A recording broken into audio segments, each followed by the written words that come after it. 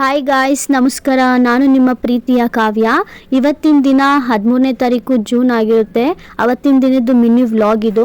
ಅವತ್ತು ನಮ್ಮ ತಪಸ್ಸಿ ಬರ್ಡೇ ಇರುತ್ತೆ ಜೂನ್ 13ನೇ ತಾರೀಕು. ಅದಕ್ಕೋಸ್ಕರ ನಾವೆಲ್ಲರೂ ತಪಸ್ಸಿ ಮನೆಗೆ ಹೋಗಿದ್ದೋ ಅವಳ ಬರ್ಡೇ ಸೆಲೆಬ್ರೇಟ್ ಮಾಡಬೇಕು ಅಂತ.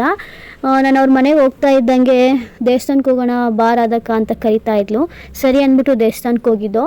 ಅಲ್ಲೇ ನಮ್ಮ ಮನೆ ಪಕ್ಕನೇ ಒಂದು ಹೊಸ ದೇವಸ್ಥಾನ ಕಟ್ಟಿದ್ರು. ಸೊ ದೇವಸ್ಥಾನಕ್ಕೆ ಹೋಗಿ ಪೂಜೆ ಎಲ್ಲ ಮಾಡಿಸ್ಕೊಂಡು ಸ್ವಲ್ಪ ತಲೆ ಕೂತಿದ್ದಾಗ ರಾಧಕ್ಕ ಫೋಟೋಸ್ ತೊಗೊಳ್ಳೋಣ ಅಂತ ಕೇಳ್ತಾ ಇದ್ಲು. ಅದಕ್ಕೆ ಫೋಟೋಸ್ ಎಲ್ಲ ತೊಗೊಂಡು ಸೊ ಪೂಜೆ ಎಲ್ಲ ಆಯಿತು.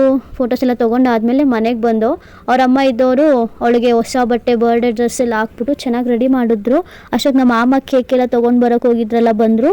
ಆಮೇಲೆ ಫ್ಯಾಮಿಲಿ ಮತ್ತು ಫ್ರೆಂಡ್ಸ್ ಎಲ್ಲ ಅಷ್ಟೊತ್ತಿಗೆ ಎಲ್ಲ ಬಂದರು. ಆಗಲೇ 8 o'clock ಆಗಿತ್ತು. ಆ ಟೈಮ್ಗೆ ಎಲ್ಲ ಬಂದಮೇಲೆ ಎಲ್ಲರೂ ಸೇರಿಕೊಂಡು ಕೇಕ್ ಕಟ್ ಮಾಡ್ದೋ. ಎಲ್ಲರೂ ತಪಸ್ಸಿ ಚೆನ್ನಾಗಿ ಕಾಣಿಸ್ತಾ ಇದ್ದಾಳೆ ಅಂತ ಹೇಳ್ತಾಯಿದ್ರು. ಬಟ್ ಅವಳು ಮಾತ್ರ ಆ ಡ್ರೆಸ್ಸಲ್ಲಿ ಒಂಚೂರು ಕಂಫರ್ಟಬಲೇ ಇರಲಿಲ್ಲ. ನನಗೆ ಯಾವಾಗ ಈ ಡ್ರೆಸ್ ಬಿಚ್ಚಾಕ್ತಾರೆ ಅಂತ ಕಾಯ್ತಾ ಇದ್ಲು. ಕೇಕ್ ಎಲ್ಲ ಕಟ್ಟಾದಮೇಲೆ ಕಟ್ ಮಾಡಿರೋ ಕೇಕ್ನೆಲ್ಲ ಎಲ್ಲರಿಗೂ ಹಂಚಿ ಆಮೇಲೆ ಊಟಕ್ಕೆ ಪ್ರಿಪ್ರೇಷನ್ ಮಾಡ್ಕೊತಾ ಇದ್ದೋ.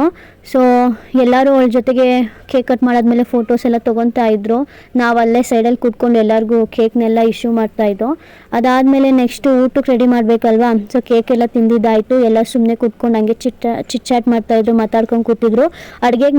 ಅಡುಗೆಗೆ ಮಶ್ರೂಮ್ ಬಿರಿಯಾನಿ ಮಾಡಿದ್ರು. ಇದೇ ನೋಡಿ ಮಶ್ರೂಮ್ ಬಿರಿಯಾನಿ. ಸೊ ಮಶ್ರೂಮ್ ಬಿರಿಯಾನಿಗೆ ನೆಂಚ್ಕೊಳ್ಳೋಕ್ಕೆ ಅಂದ್ಬಿಟ್ಟು ಮೊಸರು ಬಜ್ಜಿ ಮಾಡಿದರು. ಜೊತೆಗೆ ಬೇಳೆ ಸಾಂಬಾರು ಮಾಡಿದರು. ನುಗ್ಗೆಕಾಯಿ ಬೇಳೆ ಎಲ್ಲ ಹಾಕ್ಬಿಟ್ಟು ಬೇಳೆ ಸಾಂಬಾರು ಮಾಡಿದರು.